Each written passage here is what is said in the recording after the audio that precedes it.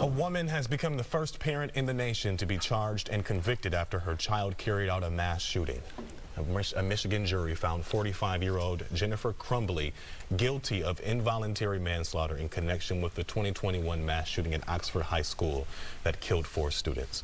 So prosecutors argue Jennifer Crumbley ignored her son's mental health issues despite outreach from his school about alarming behavior. The conviction now setting a precedent in America as to whether or not parents should be criminally liable for their child's actions. We're joined now by our legal analyst, Chris Tritico, to break it all down for us. Thanks for being here, Chris. This is a huge case.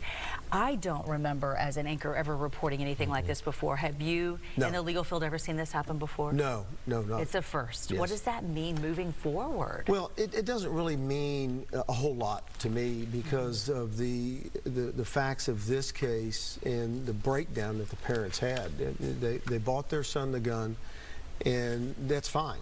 There's nothing illegal about that, but it's the warning signs. The school calls the parents, says, we've got all of this troubling information. Your son is making these drawings, searching for bullets at school, to buy bullets at school, and we want you to take him right now to get help. And the parents say, no, we got to go back to work. You keep him. That is what got them in trouble. And so when you look at the specific facts of this case, that's what got them indicted, and that's what got the mom convicted, and we'll see what happens with the father. But that doesn't raise this great implication for parents all over the country because these parents dropped the ball on their own son, and that's why the mom got convicted.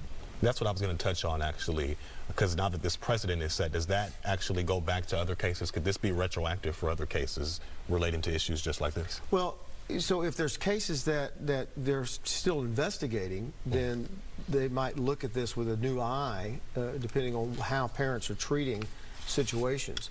But if a parent just buys their child a gun and they're safe about it, and the way they handle the weapon and the way they train the son, or the child, it doesn't have to be a son, and they train the child, and they're diligent about their child's mental health and things like that, they're not going to get indicted because they're not doing anything wrong. There's nothing wrong with a child owning a weapon. It's when you ignore these warning signs, and when a school tells you your child has a mental health problem that needs immediate help, and you say, no, I'm going back to work, you deal with it. That's what the problem is here. So yes, people might go back and take a fresh look at cases, but I don't know if there's this rash of cases that people haven't investigated. Moving forward with this particular family, so the mom's convicted, the dad's still facing his charges in March. Does this give us a really good glimpse that this is what's to come for him as well, or is that too soon to say? So each case is different on the facts, and we know what the mom said to the school and what she did and didn't do. And the dad, I think, probably has similar facts. We just don't know specifically what the dad said. And each case is going to live and die on what these parents did and didn't do. If the dad made similar caustic remarks to the school, I got to go back to work, you deal with it, and statements like that, I would suspect he's probably going to meet a similar fate. Do you, if we're talking about mental health now, when it comes to the shooter himself, obviously I imagine mental health will be at the forefront of his case specifically because they're talking about mental health with the parents. Right. I think he's already been to trial. Oh, gotcha. Okay. I think he's already got a life sentence. In a case like this, I feel like we as a community all need to learn from it. You see what's going on, and you realize as a parent, you have to pay attention to your child.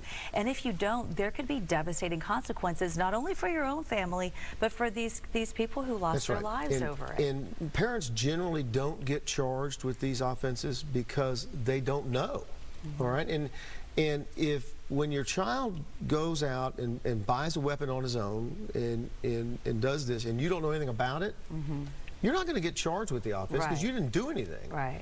In this instance, where the parents bought the weapon and then ignored these signs and ignored the pleas of the school, do something. That's what got them charged with involuntary manslaughter. It's not like they participated. Right. Involuntary is not participating. That's the difference here. But they ignored it, and they refused to act when they begged them to help. All right. That's why they got convicted of a crime. Senior legal analyst Chris Tritico, thank you for always breaking these cases You down bet. for us and helping us better understand Glad to them. be here. All right, we'll see you soon. All right.